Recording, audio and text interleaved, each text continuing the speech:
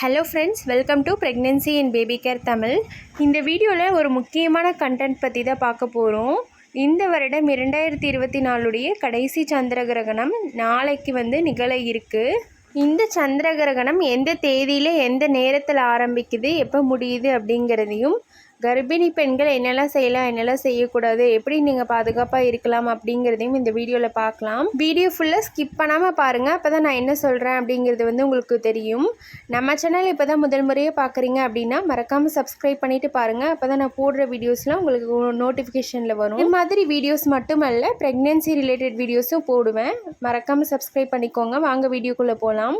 ஒரு வருடத்தில் மொத்தம் 4 கிரகணங்கள் ஏற்படும். அதில் 2 சூரிய கிரகணங்கள், 2 சந்திர கிரகணங்கள். ஏற்கனவே ஒரு சூரிய கிரகணமும் ஒரு சந்திர கிரகணமும் நடந்து முடிஞ்சிருச்சு.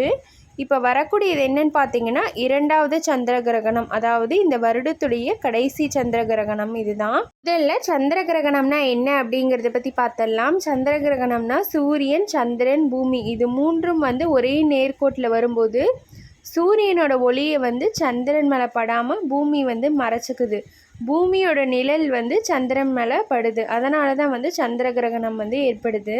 இந்த சந்திர கிரகணம் எந்த தேதியில் வருது அப்படின்னு பார்த்தீங்கன்னா செப்டம்பர் 18ஆம் தேதி, அதாவது நாளைக்கு புதன்கிழமை காலை 6:11 மணி முதல் காலை 10:17 மணி வரை இந்த சந்திர கிரகணம் நிகழப்போகுது.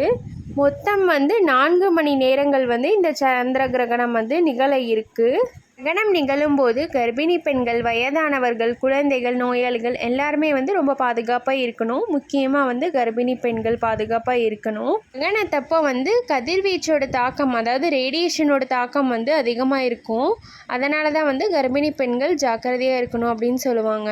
கர்ப்பிணி பெண்கள் என்னெல்லாம் செய்யக்கூடாது அப்படின்னு பார்த்தீங்கன்னா கர்ப்பிணி பெண்கள் கிரகண நேரத்தப்போ வெளியே போகிறத கொஞ்சம் அவாய்ட் பண்ணிக்கோங்க. ஏன்னா நான் சொன்ன மாதிரி கதிர்வீச்சோட தாக்கம் இருக்கும். அதனால தான் ஏதாவது உங்களுக்கு எமர்ஜென்சி, டெலிவரி பெயின் வந்துருச்சு, செக்கப்புக்கு போகணும், ஸ்கேன் எடுக்க போகணும், அந்த மாதிரி இருந்தால் நீங்கள் தாராளமாக போகலாம். மித்தபடி அவாய்ட் பண்ணிக்கிறது நல்லது.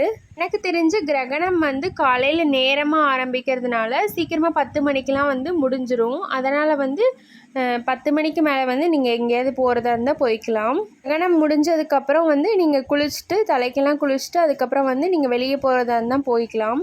அடுத்து கிரகண நேரத்தப்போ கர்ப்பிணி பெண்கள் என்ன செய்யக்கூடாது அப்படின்னு பார்த்தீங்கன்னா ஷார்ப்பான கூர்மையான பொருட்கள்லாம் யூஸ் பண்ணக்கூடாது. கத்தி, கத்திரிக்கோல், ஊசி இதெல்லாம் யூஸ் பண்ணாதீங்க. ஏன்னா நெகட்டிவ் வைப்ரேஷன் அதிகமாக இருக்கும்.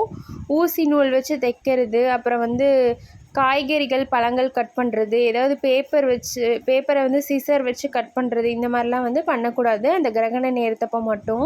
நிறைய கர்ப்பிணி பெண்களுக்கு டவுட் இருக்கும், கிரகண நேரத்தப்போ சாப்பிட்லாமா, தண்ணி குடிக்கலாமா, இந்த மாதிரி டவுட் இருக்கும். தாராளமாக நீங்கள் எல்லாம் பண்ணலாம். ஆனால் சாப்பிடும்போது எளிமையாக ஜீரணமாகக்கூடிய உணவுகளாக எடுத்துக்கணும்.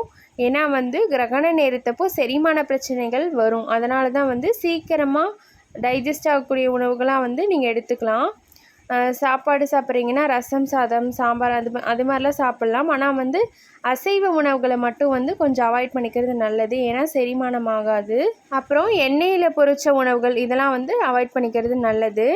அடுத்து என்ன செய்யக்கூடாது அப்படின்னு பார்த்தீங்கன்னா எலக்ட்ரானிக் டிவைஸை விட்டு கொஞ்சம் தள்ளியே இருங்க. மொபைல் ஃபோன், டிவி, லேப்டாப் இந்த மாதிரி விஷயங்கள்லாம் விட்டு கொஞ்சம் தள்ளியே இருங்க. இந்த சந்திர கிரகணம் காலை நேரத்தில் வரதுனால நம்ம இந்தியாவில் இந்த கிரகணம் தெரியாது. ஆனாலும் அதோட தாக்கம் கண்டிப்பாக இருக்கும்.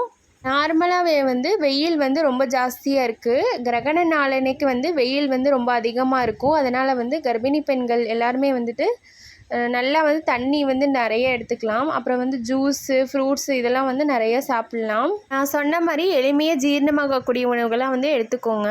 உங்களுக்கு ஏதாவது போர் அடிச்சது அப்படின்னா உங்களுக்கு பிடிச்ச புக்ஸ் எல்லாம் படிக்கலாம். மொபைல் ஃபோன் மட்டும் அதிகமாக யூஸ் பண்ணாதீங்க. கிரகணம் முடிகிற வரையும். இந்த வீடியோவை உங்கள் ஃபேமிலி அண்ட் ஃப்ரெண்ட்ஸ் யாராவது தெரிஞ்சவங்க கர்ப்பிணி பெண்கள் இருந்தாங்க அப்படின்னா அவங்களுக்கு ஷேர் பண்ணுங்கள். அவங்களுக்கும் யூஸ்ஃபுல்லாக இருக்கும். இந்த வீடியோ உங்களுக்கு யூஸ்ஃபுல்லாக இருந்திருக்கும் அப்படின்னு நினைக்கிறேன். நம்ம சேனலை இப்போ தான் முதல் முறையாக பார்க்குறீங்க அப்படின்னா மறக்காமல் சப்ஸ்கிரைப் பண்ணிவிட்டு பாருங்கள். அப்போ தான் நான் போடுற வீடியோஸ்லாம் உங்களுக்கு நோட்டிஃபிகேஷனில் வரும்.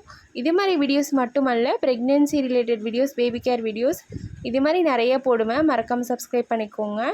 தேங்க்யூ.